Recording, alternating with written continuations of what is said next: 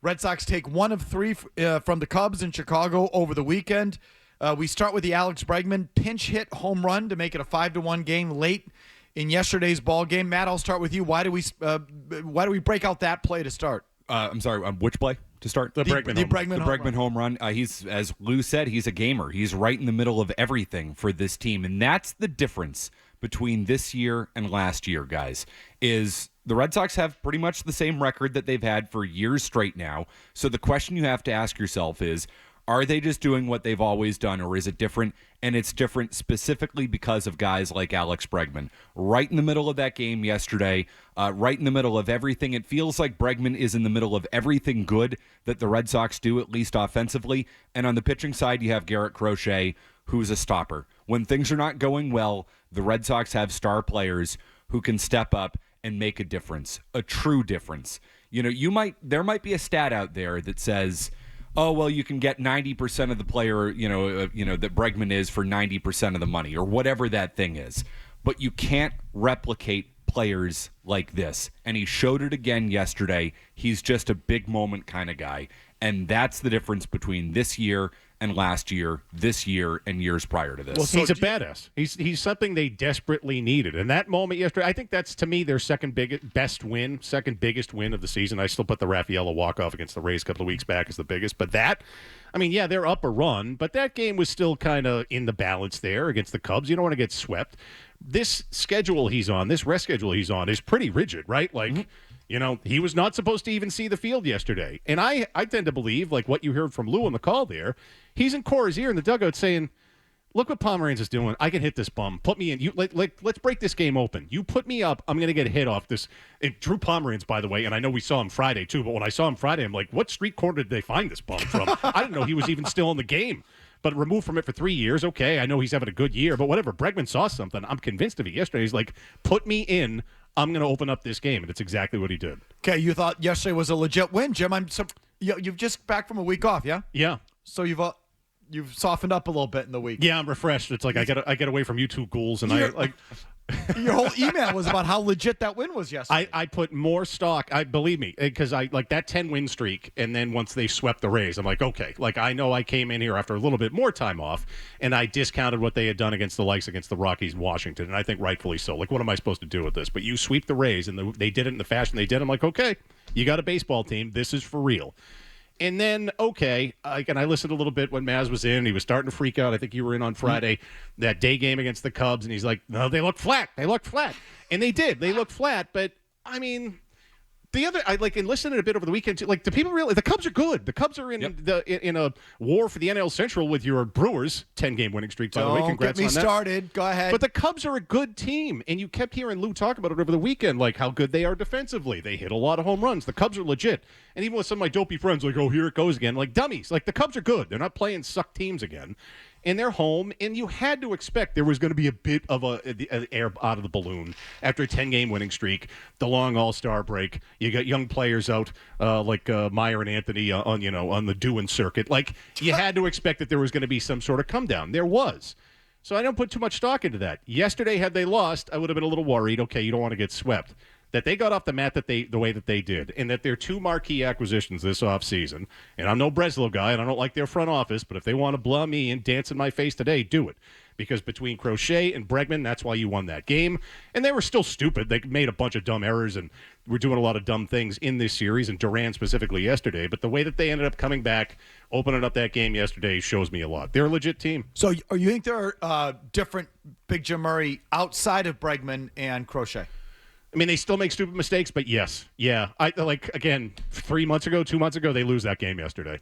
Even with Crochet on the mound. Outside of Crochet and Bregman, are they different? No, but that's enough. That's a difference, right? I mean, in a bad American league, and to your point, Jim, I mean, the Cubs are a better baseball team than the Red Sox. The Phillies are a better baseball team than the Red Sox. The Dodgers are a better baseball team than the Red Sox.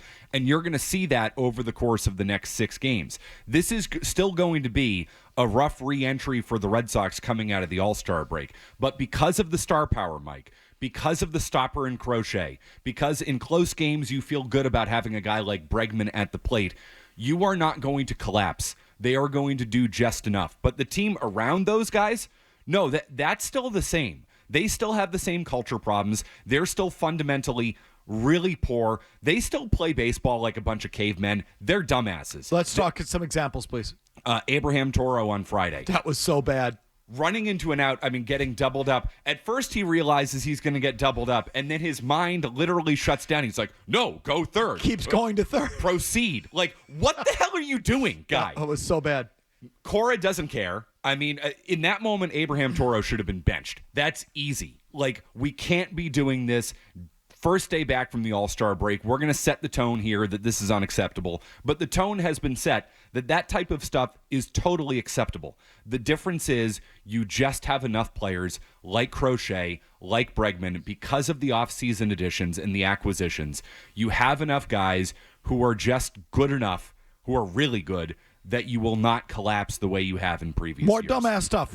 Yesterday, Duran, Duran almost smashes into Masataka Yoshida in left field. That thing was a calamity. And then the other thing, too, which I felt like got overlooked because he ended up drawing a walk, he lost track of strikes and balls and strikes. He took off his shin guard. I saw that. Yeah, at the plate. Like, that's not a difficult thing to pay attention to when you're the batter at, facing the pitcher. Pay attention to balls and strikes. It's like the easiest part of the job, dummy. No, he almost took out Yoshida. He lost track of balls and strikes. I also think, was he the one that rounded third and got the interference call? Obstruction? Yeah. Obstruction. Yeah. Lucky call, I thought. That was obstruction. Whether it was right or wrong, I don't know. It's still fortunate. He was going. I think by that point, whoever got in front of him had realized he was going to third. He was going to be out. I don't know. I thought that was a lucky play for the Red Sox. I don't know. I still see a bunch of stupid stuff. Oh, yeah. Oh, there's definitely a bunch of stupid stuff, and that's going to continuously show up because they're not going to be a better fundamental baseball team. They're just not going to. They have too many guys on this roster who are complete and total dumbasses. But Crochet isn't, and Bregman isn't. And in a weak American League, that's enough. And if they add at the deadline, like the more veteran players they bring in from outside the organization, the better. Because they've allowed this to fester for years. The guys who have come up don't know how to play the game. Cora is certainly not going to hold anybody accountable for the right way to play the game. So you have to bring in guys from the outside who are going to make enough of a difference. Bregman talked his way into that game yesterday. That's an outside influence. Crochet obviously is a stud. They haven't developed anything like that. That is an outside influence. The more outside influence you can get to the Red Sox, you can kind of get some of this thing out, but trust me, it still exists with this team, and you saw it this weekend. Just from the optics alone with Bregman, even when he was on the IL, how many times have I said, like, when the camera panned to the dugout, he's in someone's face with the iPad, and I said, like, it's almost like he's more manager than the manager. What happened yesterday, I think, is proof of that. He's more manager than the manager. Like, listen, I'm looking at what's going on here. Put me in. I'm going to get a hit. It's exactly what happened. And if they have that, like Matt says, I think that might be enough, at least compared to prior years. You guys keep saying or implying that Bregman knew it was coming? Oh, well, yeah, there's that whole thing. It sort of feels like you're saying that. Like, no, I'm not saw actually even something from the bench. I think he just was looking at Pomerantz and like, this guy's still a bum. I can hit him. Yeah, I think that's what Jim was saying. I wouldn't imply that in this situation. I would maybe more imply that when the Red Sox are at home, Mike, and we can break down some of their stats, their home road splits, which I can pull up for you later in the show if you're interested. Okay, there is something going on there. All right, back to how they're playing. You don't give Cora what your thoughts on Cora, Matt? I'll start with you. Yeah, you credit where credit is due. He made the right decision in yesterday's game. He pinch hit for Yoshida and went to Bregman. Bregman's influence has a lot to do with that. I agree, Jim. He's the type of guy who's going to talk his way into the game. But Cora did not stick to the plan, so I have to give the manager credit. I still think the manager is a net negative on this team because of the culture problems, because of the lack of fundamentals. When you say culture problems, what do you mean? They don't play baseball the right way. They run into outs. They drop counts. They forget the number of outs. And Cora just goes, what do you want me to do about it? I don't know, manage. Okay. Players Cora's accountable. too busy drunk dialing Carl Ravitch during the Baseball Tonight broadcast. How do we know his level of inebriation? Just a hunch. Okay. What happened with Carl Ravitch during the broadcast to inform our audience, please? So I'm sitting there last night. I'm watching Skubal pitch, and I've just got the game on in the background. Texas, and Detroit, Sunday Night Baseball, ESPN. I hear Ravitch and the guys in the booth like making cracks about the Coldplay concert, and they say, "Oh, Alex Cora is there," and I hear Ravitch say, "Cora just tried to call me." So I went back and I rewatched it. Yes, Alex Cora. After they mentioned that Cora was at the Coldplay concert on Wednesday, Cora then tried to call those guys live on the air to say, I don't know what, but he's obviously sitting in his hotel room in Philly watching Sunday Night Baseball. The second they mention him on the air, he starts dialing them.